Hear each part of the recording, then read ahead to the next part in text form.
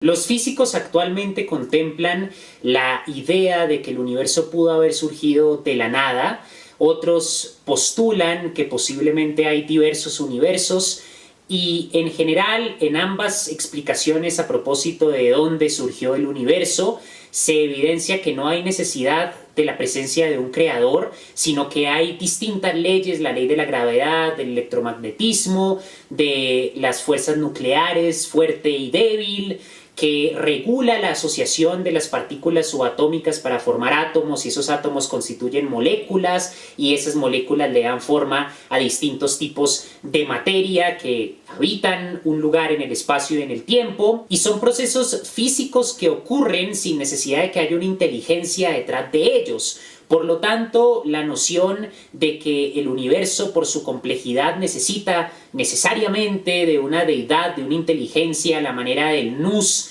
de Anaxágoras, a la manera del dios de Spinoza, a la manera de una razón cósmica que concebían los presocráticos, no debe confundirse con la idea de un dios personal, que es el Dios que alaban los creyentes en las religiones monoteístas. Antes bien, esta razón sería una razón que no siente empatía, sería una razón que no siente amor, sería una razón que no se preocupa por lo que nos pasa a nosotros, sino sería un conjunto de leyes que le han dado forma al universo, a la materia y a nosotros como resultado del proceso evolutivo. La objeción, por tanto, es a la idea del Dios tal y como se presenta en las principales religiones monoteístas, ese Dios benevolente que está preocupado por el bienestar de la humanidad. Y la primera objeción es: la historia de la humanidad es la historia de la lucha de clases, desde la disolución del primitivo régimen del comunismo de tierra hasta la actualidad, donde los propietarios del capital son los que se apropian del resultado de la fuerza de trabajo de los asalariados,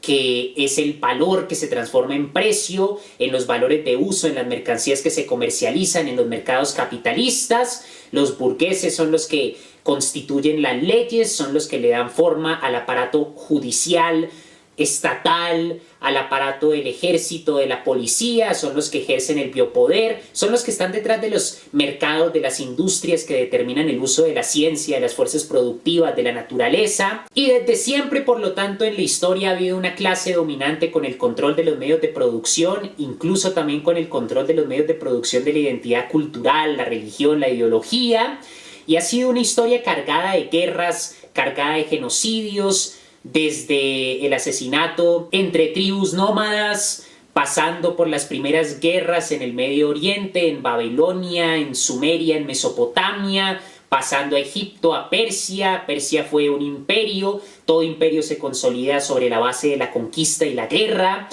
pasando por todas las guerras de la antigüedad, la guerra del Peloponeso, el imperialismo de Alejandro Magno, el imperialismo de los romanos, pasando por la violencia de la conquista, pasando por la violencia de la modernidad, hasta llegar a las formas de violencia que vivimos hoy en día en la geopolítica convulsa de nuestra época. Y podemos advertir que ha sido una historia sumamente violenta. Al mismo tiempo, la condición humana es víctima de enfermedades, es víctima de accidentes catastróficos, es víctima de la furia de la naturaleza. Así que ha habido toda una inmensa cantidad de sufrimiento y de dolor, fruto no solo de las guerras, sino también de devastaciones naturales, accidentes, asesinatos, suicidios, todo tipo de expresiones de la miseria humana que ameritan plantear la pregunta de si hay un Dios benevolente, ¿por qué no interviene? Porque el Dios en las escrituras sagradas de la Biblia o del Corán está preocupado por liderar a la humanidad al camino correcto. Es por eso que envía profetas, es por eso que castiga supuestamente en el infierno,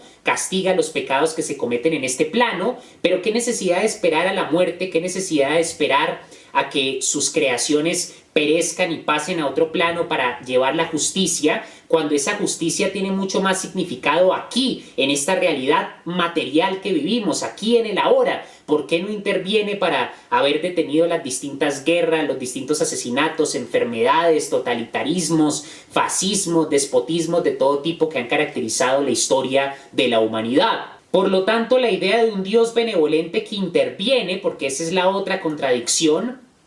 intervino enviando a Jesucristo, interviene enviando ángeles cuando en el Antiguo Testamento causó toda clase de pestes en Egipto para sacar a los judíos de la esclavitud. Es decir, es un Dios que en distintos acontecimientos, tanto en el Antiguo Testamento como en el Nuevo Testamento, aunque menos, porque es un Dios con características distintas a las del Antiguo Testamento, pero es un Dios que interviene, tiene el poder de intervenir y lo ha hecho, pero de forma muy sutil y de forma absolutamente intrascendente. ¿Cuál fue el resultado de la crucifixión de Cristo? Que se instaurara una religión que ha cometido toda clase de crímenes, las cruzadas, la evangelización violenta que implicó un epistemicidio, esclavitud de las culturas nativas de América, también de África, una institución que ha estado de parte del fascismo, que ha estado involucrada en toda clase de guerras, por ejemplo las guerras entre protestantes y católicos, que ha estado de parte siempre de los reyes, de la monarquía absoluta, y ha tenido tratos con la burguesía ya en la modernidad capitalista, ha estado de parte de las dictaduras en América Latina, sin mencionar que después de la muerte de Cristo hubo incontables guerras, crímenes, sufrimiento, y no cambió absolutamente nada. Se divinizó la figura del sufrimiento de un profeta, que es parte de la crítica que hace Nietzsche a la transvaloración de los valores que convierte el sufrimiento en una virtud,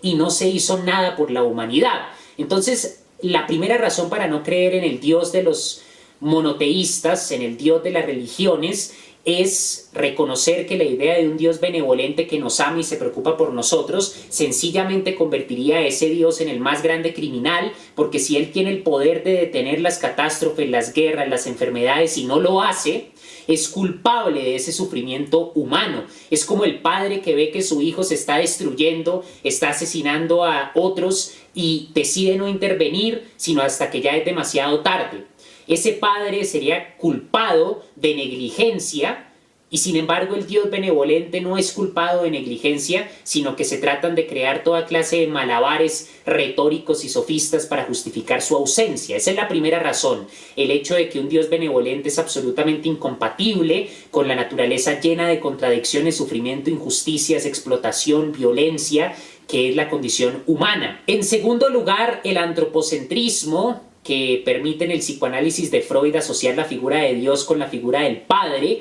Es decir, tenemos un universo tan inmenso, inconmensurablemente enorme, lleno de millones de planetas, estrellas y galaxias, y sin embargo la religión pretende que Dios nos creó en solo un planeta, siendo que tantos otros planetas que hemos conocido gracias a los avances en astronomía, gracias a los avances en los telescopios, en los satélites, que están deshabitados, no tienen forma de vida compleja. Entonces, ¿cuál es la función de haber creado tantos planetas, tanto espacio, si solo va a poner a su creación predilecta en un pequeño planeta que es absolutamente insignificante frente a la totalidad del universo? ¿Por qué creó un universo que hasta donde sabemos no tiene formas de vida inteligentes, un universo que sigue expandiéndose y expandiéndose, si solo se va a preocupar por una especie entre miles que han existido en la Tierra, que habita un pequeño planeta que es infinitamente insignificante e intrascendente en el universo? Esa es la segunda razón.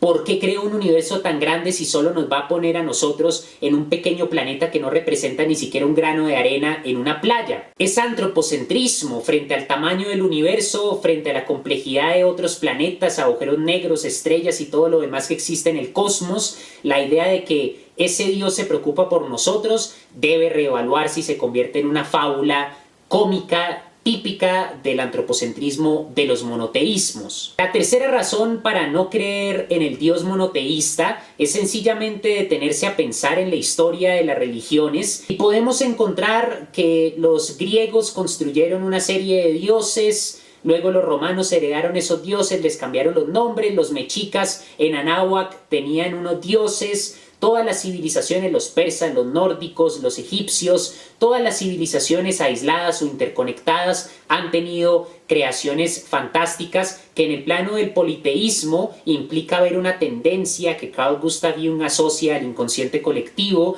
y que permite interpretar esas creaciones religiosas a la luz de pulsiones y conflictos existenciales en el hombre. Sin embargo, las religiones monoteístas descartan la validez de los dioses politeístas, los consideran ídolos falsos, y si uno se detiene a pensar, Dios, el Dios de la Biblia, creó a la humanidad. La humanidad ha tenido una historia desde que se inventó la escritura de 10.000 años. el Homo sapiens se sabe que ha existido desde hace 200.000 años y sin embargo el Dios bíblico se le ocurre contactar a los judíos hace 2000 años, es decir, durante 198.000 años en los que existía el Homo sapiens, Dios no se preocupó por presentarse a ninguna tribu, a ninguna civilización, no se presentó en Roma, no se presentó en Persia, no se presentó en la Anáhuac de los aztecas, no se presentó ante los vikingos, no se presentó ante ninguna civilización durante cientos de miles de años, sino que decidió presentarse específicamente ante los judíos de forma muy enigmática y abstracta y luego condena a los no creyentes en el infierno. Si Dios realmente existe, es de esperarse que debió haberse manifestado a otras culturas y a otras civilizaciones. ¿Por qué únicamente los judíos fueron los únicos de toda la historia de la humanidad que entendieron el mensaje de Dios? Tenemos que creer entonces que los aztecas, que los mayas, que los incas, que los griegos, que los persas, que los egipcios, que los babilonios eran simplemente muy estúpidos para entender la palabra de Dios. Tenemos que creer que no eran dignos y los judíos sí. Eso es un tipo de racismo